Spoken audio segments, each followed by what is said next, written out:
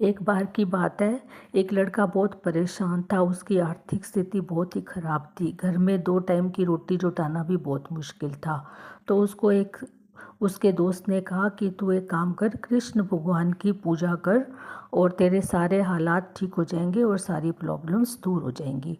वो मार्केट जाता है और एक बड़ी सुंदर कृष्ण भगवान की मूर्ति लेकर आता है और अपने घर के मंदिर में स्थापित कर देता है और साथ ही चंदन की सुगंध वाली धूप और अगरबत्ती लेके आता है। बड़ी श्रद्धा से सुबह शाम वो चंदन की सुगंध वाली धूप अगरबत्ती कृष्ण जी के सामने जलाता है और श्रद्धा से पूजा पाठ करता है। ऐसा करते करते 5 साल हो गए, लेकिन उसकी स्थिति में कोई सुधार नहीं आया। तब उसके दूसरे दोस्त ने बोला, तू एक काम कर, कृष्ण जी की भक्ति को छोड़, तू काली जी की मूर्ति लेकर आ और उनकी पूजा कर, तेरे हालात बिल्कुल ठीक हो जाएंगे और तेरी सारी प्रॉब्लम्स दूर हो जाएंगी। वो फिर बाज़ार जाता है, काली जी की एक बहुत ही सुंदर मूर्ति लेकर आता है और वो मंदिर बहुत ही छोटा था उसका। तो उसने उस मंदिर से कृष्ण भगवान जी की मूर्ति को निकाल दिया और उसकी जगह काली जी की मूर्ति को स्थापित कर दिया। अब उसका घर इतना छोटा था कि कृष्ण भगवान जी की मूर्ति रखने के लिए उसके पास जगह ही नहीं थी। उसने देखा मंदिर के ऊपर ही छोटी सी बाउंड्री बनी हुई है, छत जैसे मंदिर की बनती है बाउंड्री टाइप, वैसी बनी हुई है।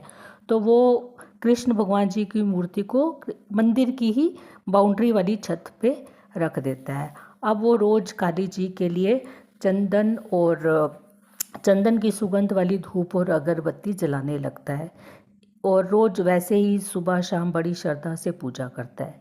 एक दिन उसने देखा कि जो वो धूप और अगरबत्ती जलाता है, उसका धुआं और उसकी सुगंध ऊपर कृष्ण जी की मूर्ति के पास भी जा रही है। उसने सोचा, कृष्ण भगवान ने मेरे लिए कुछ किया नहीं है और मैं तो इनकी पूजा करता हूँ काली जी की, जो इनके लिए मैं धूप अगरबत्ती जलाता हूँ, उसकी पूरी सुगंध तो कृष्ण भगवान भी ले रहे हैं। तो उसने सोचा, मैं एक काम करता हूँ, कृष्ण भगवान का मुंह और नाक कपड़े से बांध देता हूँ ताकि वो ये सुगंध ना ले पाए। तो वो एक कपड़ा लेके आता है और कृष्ण भगवान की मूर्ति की तरफ जाता है उनका नाक और मुंह बंद करने के लिए। जैसे ही वो नाक और मुंह कृष्ण भगवान का बंद करने के लिए आगे बढ़ता है, कृष्ण भगवान जी उसका हाथ पकड़ लेते हैं। वो एकदम से हैरान हो जाता है। तो वो कृष्ण भगवान को बोलता है कि जब मैं दिन रात तेरी पूजा करता था तब तो तू आया नहीं, और आज मैंने तुझे अपने मंदिर से निकाल दिया और मैं तेरी धूप अगरबत्ती भी बंद कर रहा हूँ तो तू आ गया। मेरे को तो तेरी ये लीला समझ नहीं आई। तुझे क्या बहुत इंसल्ट फील हुई कि मैंने तुझे बाहर निकाल दिया?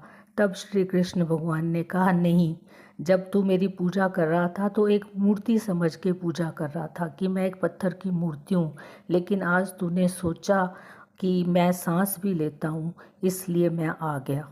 तो फिर वो कृष्ण भगवान जी के पैर पकड़ लेता है और माफ़ी मांगता है और उनको बड़ी श्रद्धा से प्रणाम करता है। तो श्री कृष्ण भगवान उसके सारे दुख दर्द दूर कर देते हैं और उसका घर सुख सुविधाओं से भर देते हैं। धन धान्य, घर की सारी सुविधाएं उसको देते हैं। So this was the story of today. Thank